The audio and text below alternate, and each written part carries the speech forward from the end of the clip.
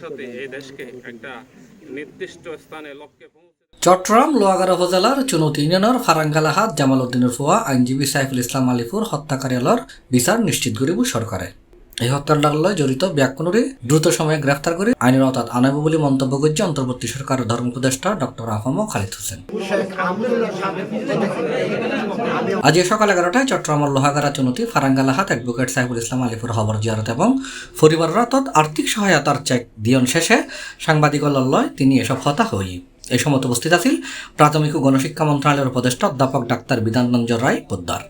এই সময় ধর্ম উপদেষ্টা হয় সচ্ছলভাবে চলতে পারে, লেখাপড়া করতে পারে, তারা যাতে আর্থিক অসঙ্গতিতে না পড়ে এভাবে আমরা সচেতন।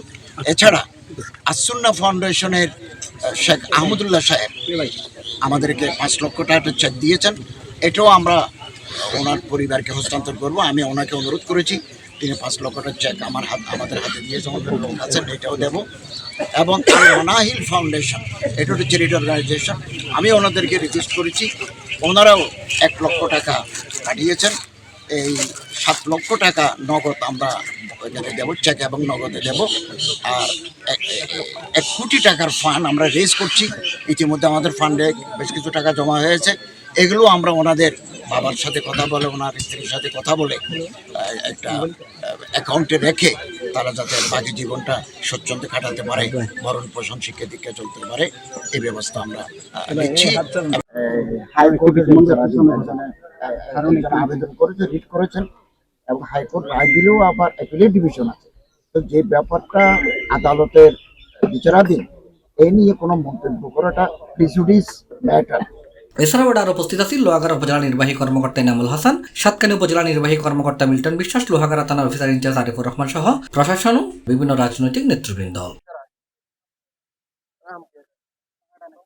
আইনজীবী সাইফুল ইসলাম আলিফ হত্যার বিচার নিশ্চিত করব এবং এই ঘটনায় হনরহম উস্কানিমূলক কর্মকাণ্ড জড়িত নয় বেলায় ব্যাকুণের প্রতি আহ্বান জানায় প্রাথমিক ও গণশিক্ষা মন্ত্রণালয়ের উপদেষ্টা অধ্যাপক ডাক্তার বিধানরঞ্জন রায় পোদ্দার। সরকারের পক্ষ থেকে কঠোর যে এই বিষয়টার একটা সুষ্ঠু তদন্ত হয়ে সুষ্ঠু বিচার হবে এবং উপযুক্ত শাস্তি পাবে, এই বিষয়ে সবাই নিশ্চিত থাকতে পারেন।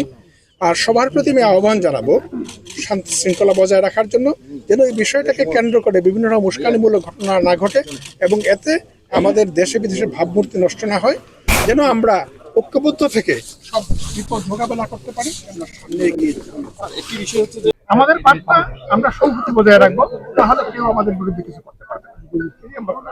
আমাদের এই ভূখণ্ডে 1000 বছর ধরে বিভিন্ন ধর্মাবলম্বী মানুষ ভাই ভাইয়ের মতো বাস করে আসছে। আমরা সেই সংহতি বজায় রাখবো, তাহলে কোনো শত্রুরা কোনো ক্ষতি করতে পারবে না আমাদের সাথে এই দেশকে একটা C+ চট্টগ্রাম। সেই মানুষকে তো দান করে আল্লাহ, তৌফিক দান করে আল্লাহ। উপজেলা প্রশাসন এখানে এসেছেন, ইউনুস স্যার এসেছেন, আল্লাহ সকলের উপস্থিতি কবুল করো আল্লাহ। ইয়া আল্লাহ, মিডিয়ার ভাইদেরকে কবুল করো।